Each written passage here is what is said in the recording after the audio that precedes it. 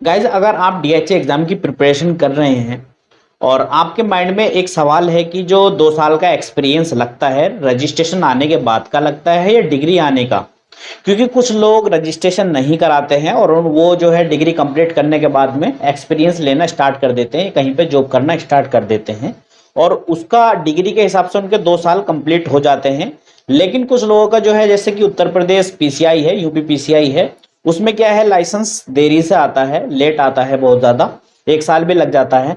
तो वो बोलते हैं कि रजिस्ट्रेशन आने के बाद का 2 साल का एक्सपीरियंस होना चाहिए डीएचए एग्जाम को अप्लाई करने के लिए या फिर डिग्री आने के बाद में। तो उस कंफ्यूजन को मैं दूर करने वाला हूं, वीडियो को पूरा देखना है। मैं हूं एक रजिस्टर्ड फार्मासिस्ट आरिफ खान, आप देख रहे हैं आरिफ फार्मा क्लिनिक। जिन दोस्तों ने चैनल को सब्सक्राइब नहीं किया तो पहले चैनल को सब्सक्राइब कर लीजिए, बेल आइकन को प्रेस कर लीजिए और दोस्तों में शेयर कर दीजिए, इस वीडियो को लाइक कर दीजिए।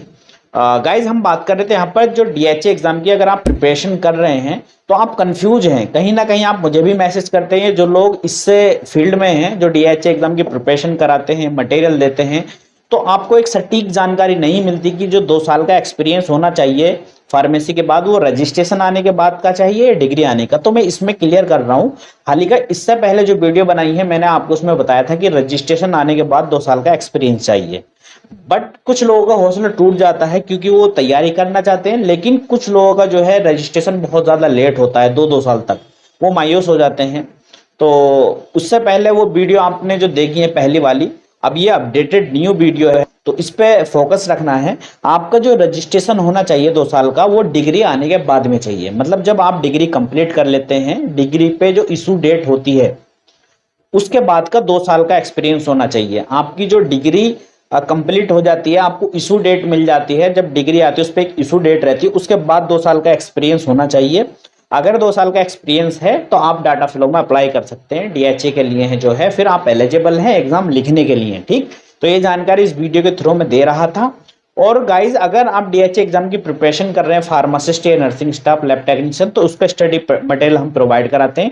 डिस्प्ले पे जो आपको नंबर दिख रहा है, इन नंबर पे आप व्हाट्सएप करके इस मटेरियल को जो है ऑर्डर कर सकते हैं। हमारी वेबसाइट है www.arifmedico.com या फिर ये कॉन्टैक्ट, दोनों से ही आप इस मटेरियल को जो है ऑर्डर कर सकते हैं। और गाइज अगर आपका कोई भी कंफ्यूजन है डीएचए एग्जाम, एमओएच एग्जाम से लेकर के, तो कमेंट आप कर सकते हैं।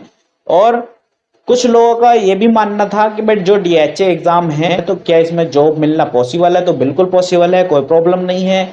हम जो मटेरियल वगैरह देते हैं वो न्यू अपडेटेड ही देते हैं। वहां पे हम ऑनलाइन मॉक टेस्ट कराते हैं, इसके साथ में मटेरियल के बुक लॉन्च किया फार्मासिस्ट के लिए हमने, उसके अंदर फुल सिलेबस कवर रहता है, ऑल सिलेबस कवर रहता है, रिपीटेड प्रीवियस क्वेश्चन और अपना full syllabus cover, 2 practice set, 2 most important question set, 2 one liner, ये सारा कुछ इंक्लूड रहता है। तो आगे से आपको ध्यान रखना है, आपका कोई भाई है, आपका दोस्त है या आप खुद हैं और प्रिपरेशन करना चाहते हैं डीएचए एग्जाम की और चाह रहे हैं कि भाई हमारा जो एक्सपीरियंस है वो रजिस्ट्रेशन के बाद का तो 2 साल का नहीं है, डिग्री के बाद का जो है, तो फिर आपका जो क्राइटेरिया है वो कंप्लीट है, आप एलिजिबल हैं, आप इसको अप्लाई कर सकते हैं डीएचए एग्जाम के लिए। डीएचए एग्जाम आप लिख सकते हैं। ज्यादा जानकारी के लिए जो है आप हमारे इंस्टाग्राम, फेसबुक पेज को भी जो है फॉलो कर सकते हैं, लिंक सभी के डिस्क्रिप्शन में है।